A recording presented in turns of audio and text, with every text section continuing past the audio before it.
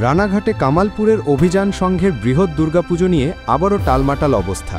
গত বছর মমতা সরকার ১১২ ফুটের সবচেয়ে বড় দুর্গাপুজোকে আইনের গেড়ো দেখিয়ে বন্ধ করে দিয়েছিল।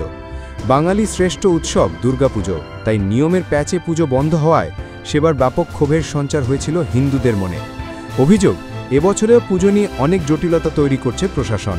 অবশেষে মাত্র ৪০ ফুটের মূর্তিতে নির্মাণের অনুমতি দিয়েছে তারা। প্রথমে রাজি না হলেও এবছর পুজো করবেন বলে জানিয়েছেন ক্লাবের সদস্যরা।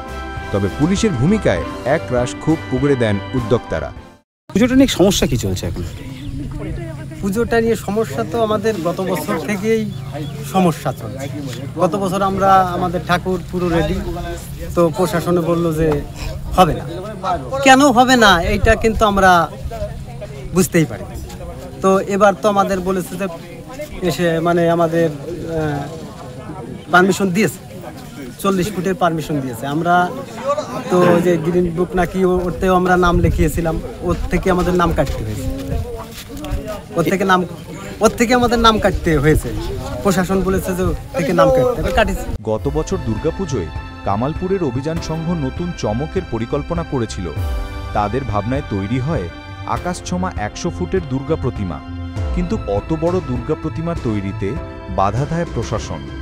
প্রশাসনের তরফে জানানো হয়, দর্শকদের নিরাপত্তার কথা ভেবে অনুমতি দেওয়া হয়নি। ২০২৪ সালে দীর্ঘ প্রতীক্ষায় দুর্গাপুজো করতে না পেরে গোটা গ্রামের হিন্দুরা মানসিকভাবে ভেঙে পড়েছিলেন। প্রশাসনের বিরুদ্ধে তৈরি হয়েছিল ব্যাপক ক্ষোভ।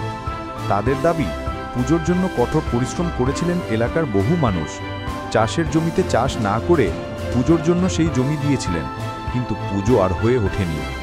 শেষে জল গড়িয়েছিল আদালত পর্যন্ত। এরপরও আর দুর্গাপুজো হয়নি। তাই প্রশাসনের ভূমিকায় অসন্তোষ পুজো উদ্যোক্তাদের মনে। এবছরে আমাদের ধরেন ওই ৬০ থেকে ৭০ ফুট। তাহলে ঠাকুর এই প্রতিমা আবার নতুন করে খুলতে হচ্ছে কেন? নতুন করে খুলতে হচ্ছে, প্রশাসন এসে বলছে যে ৪০ ফুট পর্যন্ত হাইট থাক, তারপরে যখন পুজোর ২ দিন আগে নাকি ওর উপরে তুলে দেবে প্রশাসন। কতটা সমস্যা পড়তে হবে আবার? আমাদের প্রচুর সমস্যায় পড়তে হবে, কারণ এখন সাজানো ধরেন আমাদের এই সাজাতে ১-১.৫ মাস লাগবে।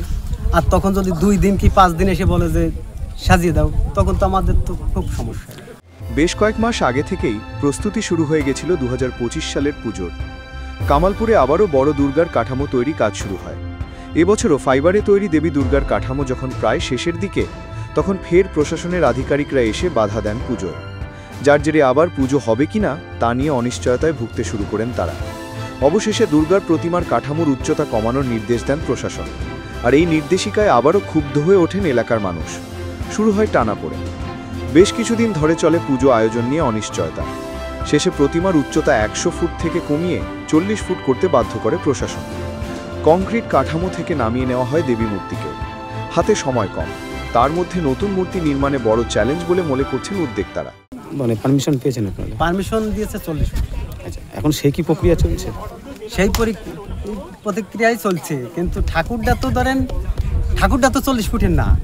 যে আমাদের যে মূর্তিটা কিন্তু প্রায় মুকুট দিয়ে যদি আমরা অসুরির পট ফেলতাম, তাহলে কিন্তু আমাদের প্রায় ৯০ ফুট ছেড়ে যেত